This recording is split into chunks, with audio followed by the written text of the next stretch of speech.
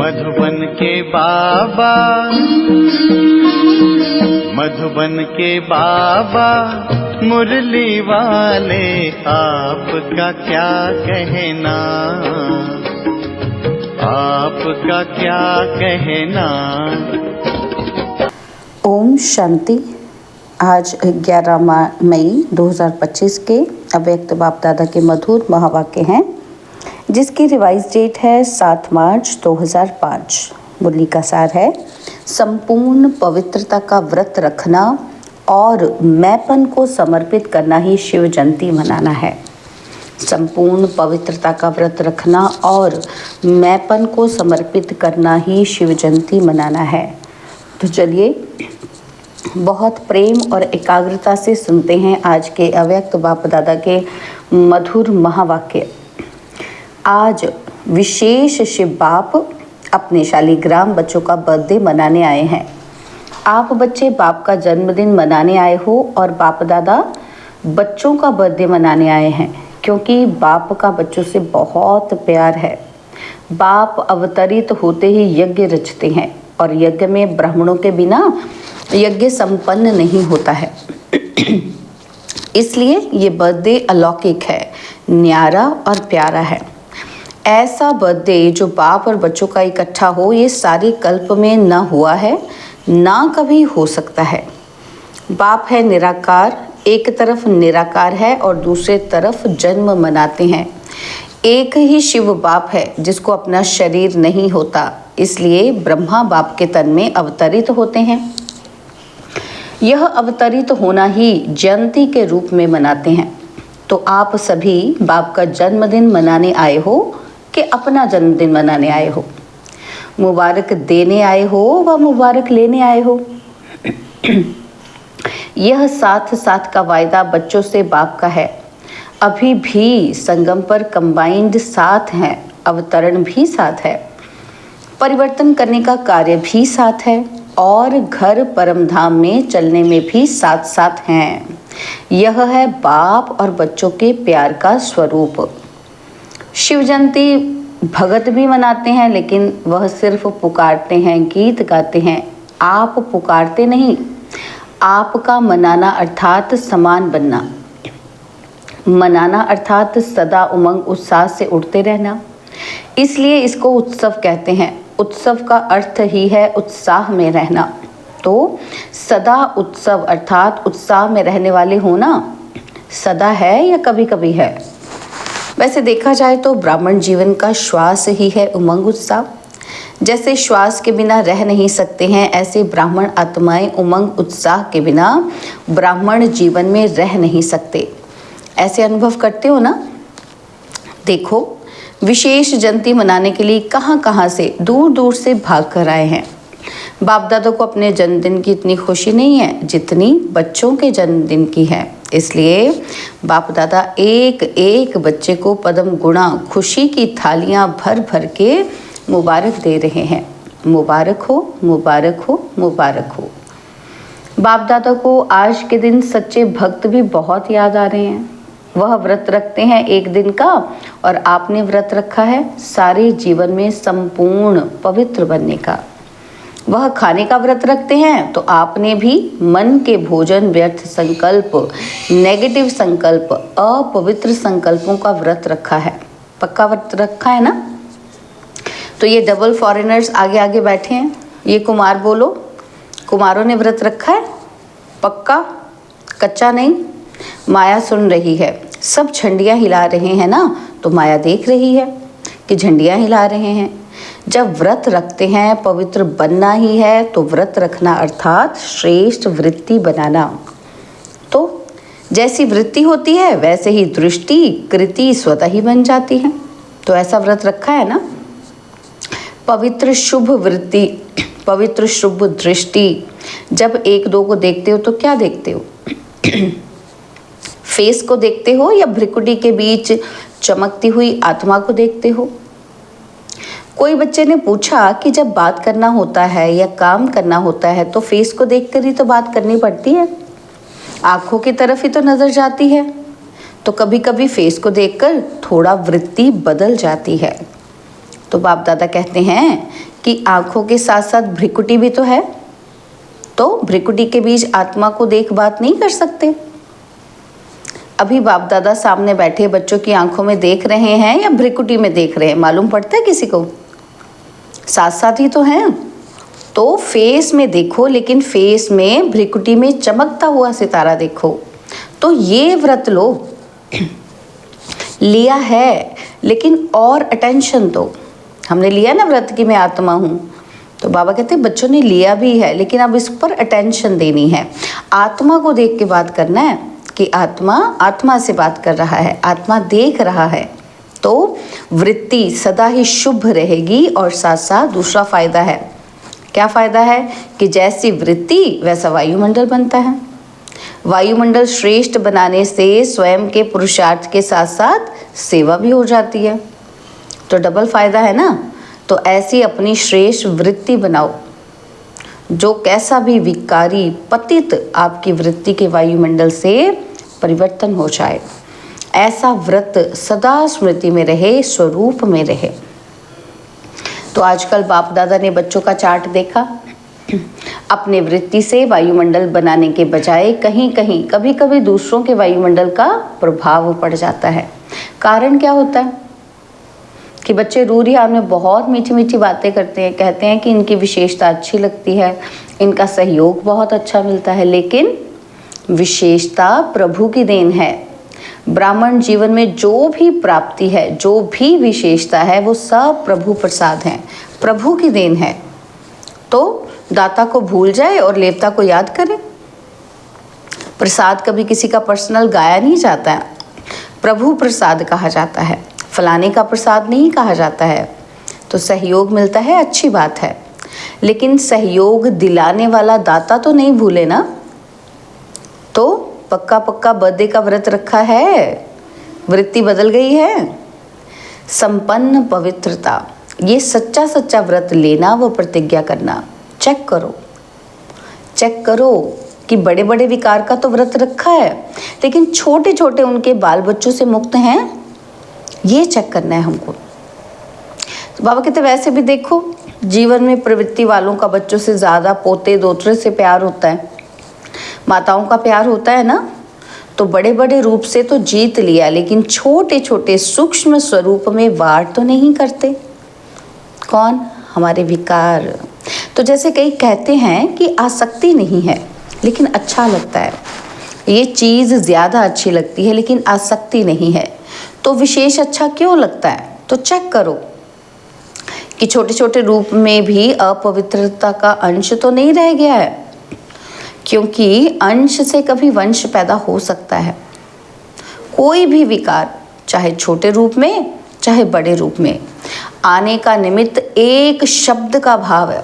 चाहे विकार बड़ा हो या छोटा हो, बाबा कहते कैसे आएगा? एक शब्द के भाव से आएगा। वो भाव कौन सा है? वो शब्द कौन सा है? मैं, बॉडी कॉन्शियस का मैं। तो इस एक मैं शब्द से अभिमान भी आ जाता है, और अभिमान अगर पूरा नहीं होता तो क्रोध भी आता है ना। क्योंकि अभिमान की निशानी है कि वो एक शब्द भी अपने अपमान का सहन नहीं कर सकता, मैं, इसलिए क्रोध आ जाता है। तो भगत तो बलि चढ़ाते हैं, लेकिन आप आज के दिन जो भी हद का मैंपन हो ना, उसको बाप को देकर समर्पित करो। ये नहीं सोचो कि करना तो है, बनना तो है, तो नहीं करना। समर्थ हो और समर्थ बन समाप्ति करो।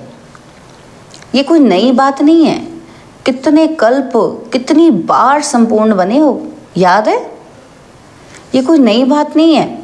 कल्प कल्प बने हो, तो वही बनी हुई बन रही है, सिर्फ रिपीट करना है हमको, बनी को बनाना है। इसलिए कहा जाता है बना बनाया ड्रामा, क्योंकि ये बनाया नहीं है, ये तो बना ही हुआ है।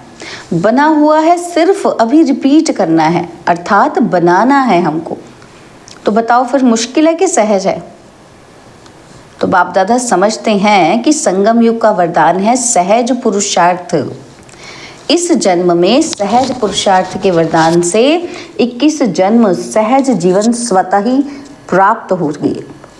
बाप दादा हर एक बच्चे को मेहनत से मुक्त करने आए हैं। 63 जन्म मेहनत की और एक जन्म परमात्मा प्यार मोहब्बत से मेहनत से मुक्त हो जाओ। जहाँ मोहब्बत है वहाँ मेहनत नहीं, और जहाँ मेहनत है वहाँ मोहब्बत नहीं। तो बाप दादा सहज पुरुषार्थी भव का वरदान दे रहा है, और मुक्त होने का साधन है मोहब्बत। बाप से दिल का प्यार, प्यार में लवलीन और महायंत्र है मन मना भव का मंत्र। तो यंत्र को काम में लगाओ, काम में लगाना तो आता है ना। तो बाप दादा ने देखा कि संगम युग में परमात्मा प्यार द्वारा बाप दादा द्वारा कितनी शक्तियाँ मिली हैं, गुण मिले हैं, ज्ञान मिला है, खुशी मिली है। इन सब प्रभु देन को, खजानों को समय पर कार्य में लगाओ। तो बाप दादा क्या चाहते हैं सुना? हर एक बच्चा सहज पुरुषार्थी, सहज भी तीव्र भी, दृढ़ता को यूज करो कि बनना ही है। हम नहीं बनेंगे तो फिर कौन बनेगा? हम ही थे, हम ही हैं, और कल्प कल्प हम ही होंगे। इतना दृढ़ निश्चय स्वयं में धारण करना ही है। करेंगे नहीं, करेंगे नहीं कहना, करना ही है, होना ही है, और हुआ ही पड़ा है। तो बाप दादा देश विदेश के बच्चों को देख के खुश हैं, लेकिन सिर्फ आप सामने सम्मुख वालों को नहीं देख रहे हैं बाबा, चारों ओर के देश और विदेश के बच्चों को देख रहे हैं। तो मेजॉरिटी जहाँ तहाँ से बर्थडे की मुबारक देने आई हैं, कार्ड भी मिले हैं, ईमेल भी मिले हैं, और दिल का संकल्प भी मिला है। बाप भी बच्चों के गीत गाते हैं। आप लोग गीत गाते हो ना कि बाबा आपने कमाल कर दिया, तो बाप भी गीत गाते हैं, मीठे बच्चों ने कर दी कमाल। तो बाप दादा सदा कहते हैं कि आप तो सम्मुख बैठे हो, लेकिन दूर वाले भी बाप दादा के दिल पर बैठे हैं। आज चारों ओर बच्चों के संकल्प में है कि मुबारक हो, मुबारक हो, मुबारक हो। बाप दादा के कानों में आवाज़ पहुंच रहा है और मन में संकल्प पहुंच रहे हैं। ये निमित्त कार्ड है, पत्र हैं, लेकिन बहुत बड़े हीरे से भी ज़्यादा मूल्यवान गिफ्ट है। सभी सुन रहे हैं और हर्षित भी हो रहे हैं। तो सभी ने अपना बर्थडे मना लिया, चाहे 2 साल का हो, चाहे 1 साल का हो, और चाहे 1 सप्ताह का हो, लेकिन यज्ञ की स्थापना का बर्थडे है। तो सभी ब्राह्मण यज्ञ निवासी तो हैं ही, इसलिए सभी बच्चों को बहुत बहुत दिल का याद प्यार भी है, दुआएं भी हैं। सदा दुआओं में ही पलते रहो, उड़ते रहो। दुआएं देना और लेना सहज है ना? तो सहज है, जो समझते हैं सहज है वो हाथ उठाओ, झंडियाँ हिलाओ। तो दुआएं छोड़ते तो नहीं। तो सबसे सहज पुरुषार्थ ही है दुआएं देना और दुआएं लेना। सबसे इजी पुरुषार्थ क्या है? दुआएं दो और दुआएं लो। इसमें योग भी आ जाता है और ज्ञान भी आ जाता है, और साथ साथ धारणा और सेवा भी आ जाती है। चारों ही सब्जेक्ट आ जाती हैं दुआएं देने और दुआएं लेने में। तो डबल फॉरेनर्स, दुआएं देना और लेना सहज है ना? सहज है। तो 20 साल वाले जो आए हैं वो हाथ उठाओ। बाबा कहते आपको तो 20 साल हुए हैं, लेकिन बाप दादा आप सबको पदम गुणा मुबारक दे रहे हैं। कितने देशों से आए हैं? 69। बाबा कहते 69th वह बर्थडे मनाने के लिए 69 देशों से आए हैं। तो कितना अच्छा है, आने में तकलीफ तो नहीं हुई ना, सहज ही आ गए ना। तो जहाँ मोहब्बत है वहाँ कुछ भी मेहनत नहीं। तो आज का विशेष वरदान क्या याद रखेंगे? सहज पुरुषार्थी। सहज कार्य जल्दी जल्दी किया ही जाता है। तो मेहनत का काम मुश्किल होता है ना, तो टाइम लगता है। तो सभी कौन हो? कौन हो सभी? सहज पुरुषार्थी। तो बोलो, याद रखना, अपने देश में जाके मेहनत में नहीं लग जाना। अगर कोई मेहनत का काम आवे भी तो दिल से कहना। क्या कहना? बाबा मेरा बाबा। तो फिर क्या होगा? मेहनत खत्म हो जाएगी। अच्छा, मना लिया ना? तो बाप ने भी मना लिया और आपने भी मना लिया। अच्छा, तो अभी 1 सेकंड में ड्रिल कर सकते हो? कर सकते हो ना? तो बाप दादा ने ड्रिल कराई।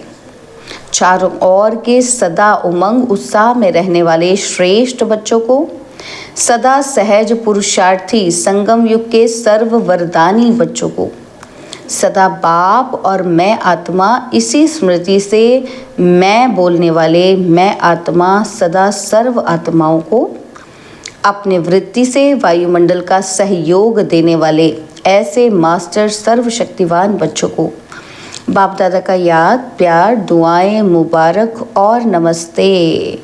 और हम रूहानी बच्चों की रूहानी बाप दादा जी को दिलवाजान सिकवा प्रेम से नमस्ते। ओम शांति। प्यारे बाबा, मीठे बाबा, मेरे बाबा, शुक्रिया बाबा, शुक्रिया बाबा, शुक्रिया।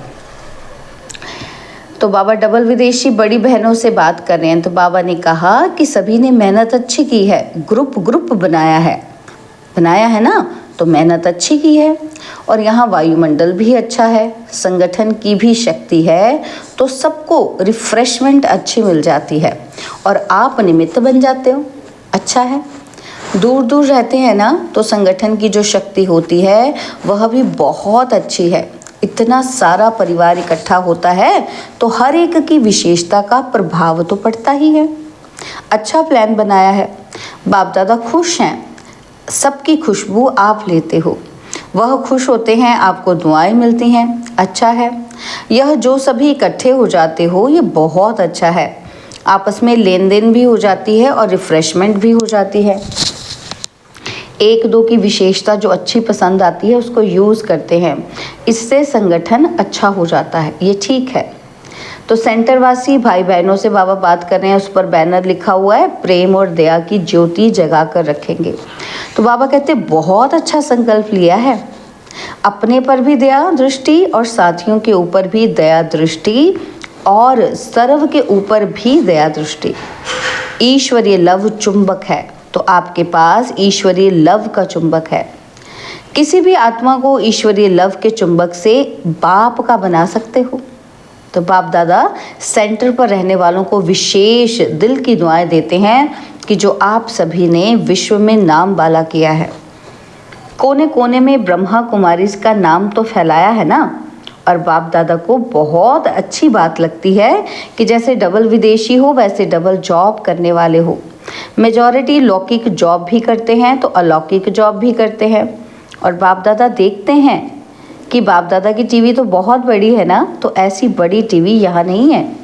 तो बाप दादा देखते हैं कि कैसे फटाफट क्लास करते, नाश्ता खड़े खड़े करते और जॉब में टाइम पर पहुँचते। कमाल करते हैं ना। तो बाप दादा देखते देखते दिल का प्यार देते रहते हैं कि बहुत अच्छा, सेवा के निमित्त बने हो और निमित्त बनने की गिफ्ट बाप सदा विशेष दृष्टि देते रहते हैं। बहुत अच्छा लक्ष्य रखा है, अच्छे हो, अच्छे रहेंगे और अच्छे बनाएंगे। अच्छा। बाप दादा ने आज वरदान दिया, सर्व खजानों की इकोनॉमी का बजट बनाने वाले महीन पुरुषार्थी भव। सर्व खजानों की इकोनॉमी का बजट बनाने वाले महीन पुरुषार्थी भव। जैसे लौकिक रीति में यदि इकोनॉमी वाला घर ना हो तो ठीक रीति से चल नहीं सकता, तो ऐसे यदि निमित्त बने हुए बच्चे इकोनॉमी वाले नहीं हैं तो सेंटर ठीक नहीं चलता। वह हुई हद की प्रवृत्ति और ये तो है बेहद की प्रवृत्ति। तो चेक करना चाहिए कि संकल्प, बोल और शक्तियों में क्या क्या एक्स्ट्रा खर्च किया है। जो सर्व खजानों की इकोनॉमी का बजट बनाकर उसी अनुसार चलते हैं उन्हें ही महीन पुरुषार्थी कहा जाता है। उनके संकल्प, बोल, कर्म व ज्ञान की शक्तियाँ कुछ भी व्यर्थ नहीं जा सकती हैं। स्लोगन है, स्नेह के खजाने से माला माल बन सबको स्नेह दो और स्नेह लो। स्नेह के खजाने से माला माल बन सबको स्नेह दो और स्नेह लो। बाबा के अव्यक्त इशारे हैं कि रूहानी रॉयल्टी और प्योरिटी की पर्सनैलिटी धारण करो। तो इसके लिए बाबा ने कहा कि पवित्रता की शक्ति परम पूज्य बनाती है। पवित्रता की शक्ति से इस पतित दुनिया को परिवर्तन करते हो। पवित्रता की शक्ति विकारों की अग्नि में जलती हुई आत्माओं को शीतल बना देती है, आत्मा को अनेक जन्मों के विकर्मों के बंधन से छुड़ा देती है। पवित्रता के आधार पर द्वापर से ये सृष्टि कुछ न कुछ थमी हुई है। इसके महत्व को जानकर पवित्रता के लाइट का क्राउन धारण कर लो। ओम शांति।